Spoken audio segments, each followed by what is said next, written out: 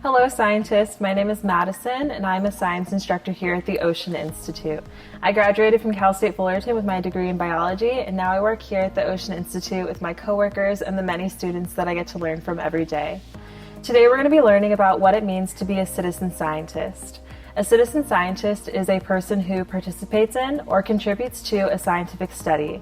The title citizen simply means that you are a citizen of planet Earth.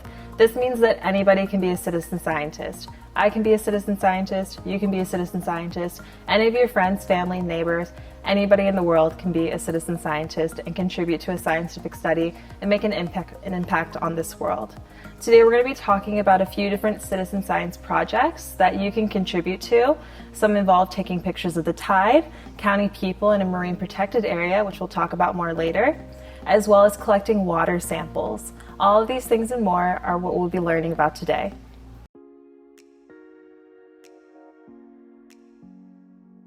Marine protected areas, known as MPAs, are coastline ecosystems that are protected under law. These ecosystems are protected in order to ensure that they'll be there for future generations. The goal of MPAs is to preserve, manage, and protect.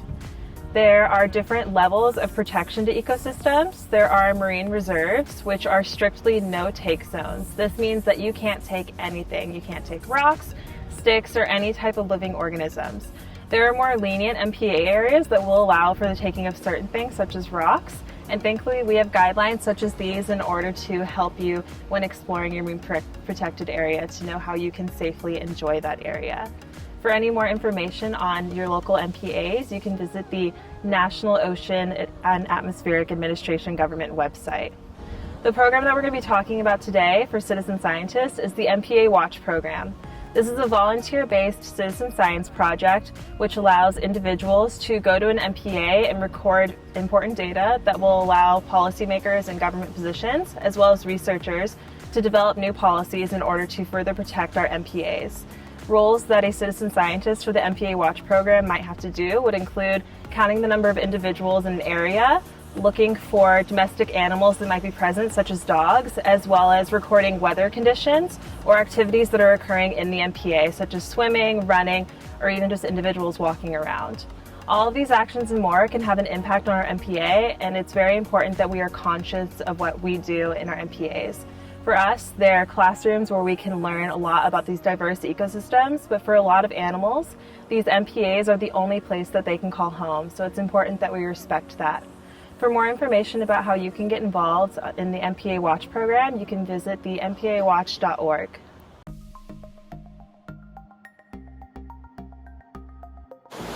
For our final citizen science project, we're going to be discussing tides.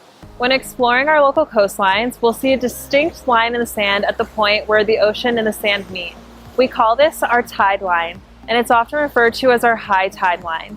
It's given this name as it's a way that we can indicate what the high tide is for the day. There are 4 distinct tides in a day, 2 high and 2 low.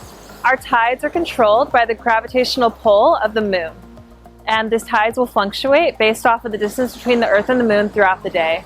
We call this gravitational pull that creates our tides our tidal force.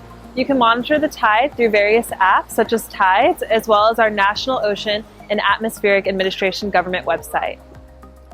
The University of Southern California developed a citizen science project known as Urban Tides, and Urban Tides addresses the high tides that have been occurring in many Southern California communities. With global warming, we see a melting in our glaciers and ice caps that are causing a rise in our sea level. This rise in sea level is also contributing to an increase in high tides. These high tides are greatly impacting our coastlines by causing erosion. Erosion being the gradual breaking down of sediment along our coastlines. This can drastically change the appearance of a cliffside or even a coastal community within moments. We have seen a lot of floodings in San Diego communities with this rising sea level, and it's these areas in particular that the Urban Tides program is paying particular interest to. Volunteers can go out to their local Southern California coastlines and take pictures of the high tide. These pictures have been submitted to a database for researchers and government officials to be able to look at to help them better create policies to protect our coastline communities. Projects like these are vital to keeping ourselves and our community safe.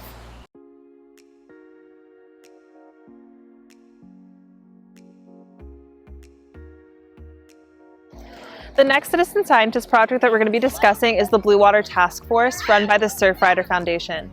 The Blue Water Task Force was put in place in order to ensure the safety of the water at our local beaches after rainfall.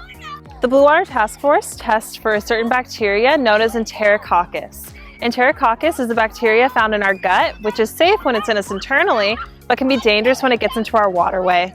It's an indicator of fecal matter. Enterococcus can cause infection, disease, and other health issues when it gets into our bodies. The Blue Water Task Force relies on volunteers to go to these different sampling sites in order to collect water samples after rainfall. The Ocean Institute is a proud participant of the Blue Water Task Force and has 3 sampling sites at its location: Baby Beach, our MPA, and our Maddie James Learning Center. When at a sample site, you want to make sure that you have a Whirlpak sampling bag with you. You open the bag by pulling the white tabs on the side of the bag and submerging it at least 6 inches into the water. Once your water is in your sample bag, you simply pull the yellow tabs to the side and flip it several times away from you in order to ensure that it's sealed shut. The yellow tabs then easily twist together, and your water sample is ready to be taken to a testing site. So once we have our water sample, the Blue Water Task Force has a specific protocol on their website that you can follow in order to do a test of your water. So our water sample will go inside these specific trays that the Blue Water Task Force has available, and they'll be incubated for 24 hours. Once they're incubated for 24 hours, we can take a black light like this and shine it on our sample.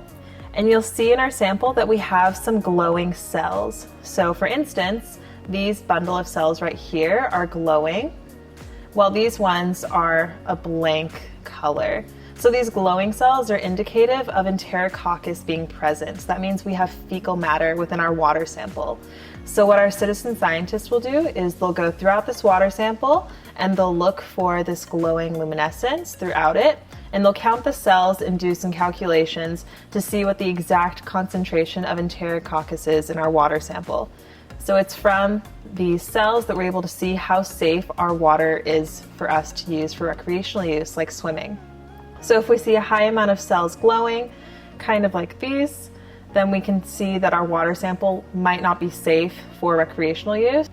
But if we see no to few glowing cells, it's likely that our water is safe for use. So they'll do this right after rainfall, a few days after rainfall, and then maybe a week out, just to make sure that Enterococcus levels are decreasing over time.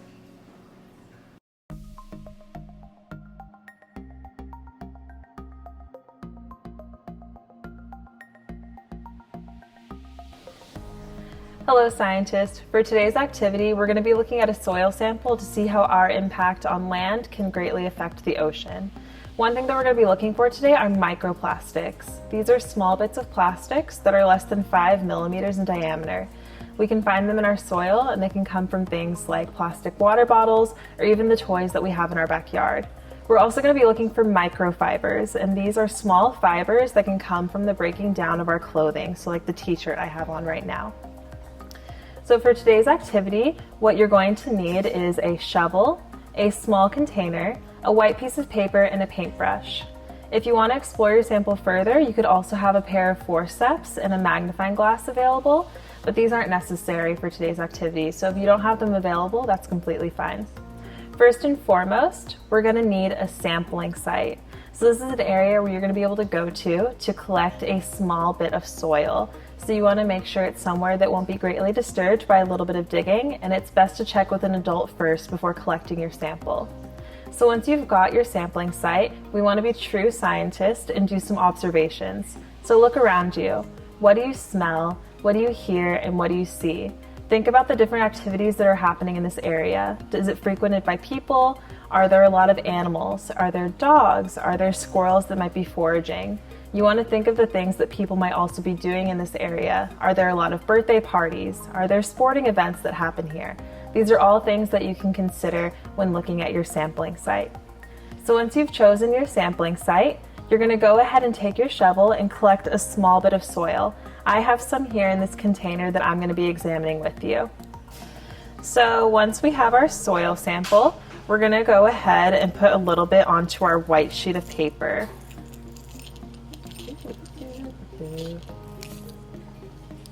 So at this point, we can go ahead and touch our soil sample, and we want to make some observations. So what does it feel like? Is it dry? Is it moist? Is it soft? Is it hard? These are all observations that we can take into consideration when trying to explain what might be in our soil sample. I'm going to dump a little bit more.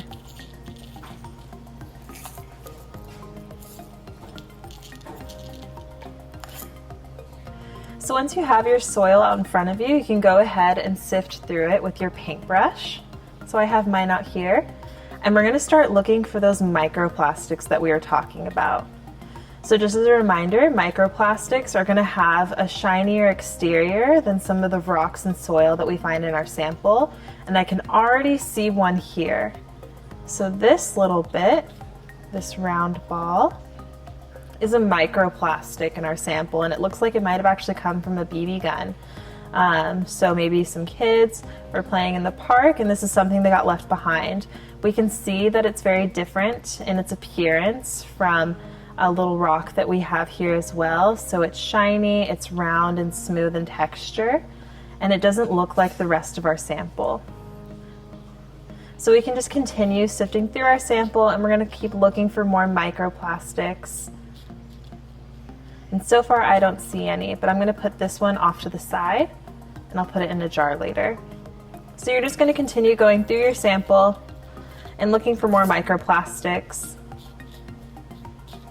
And once you're done, you can put them all into a jar like this, and you can show them to your friends and family and talk to them about microplastics. If you want, you can return your soil sample to the ground where you found it back to your sampling site, or you can use it for additional chemical testing, which we have in our related content for Wednesday. It's very important that we are conscious of our impact on land when we find these microplastics. When it rains, these microplastics and other debris of the sort can end up in our sewage system and make their way into the ocean.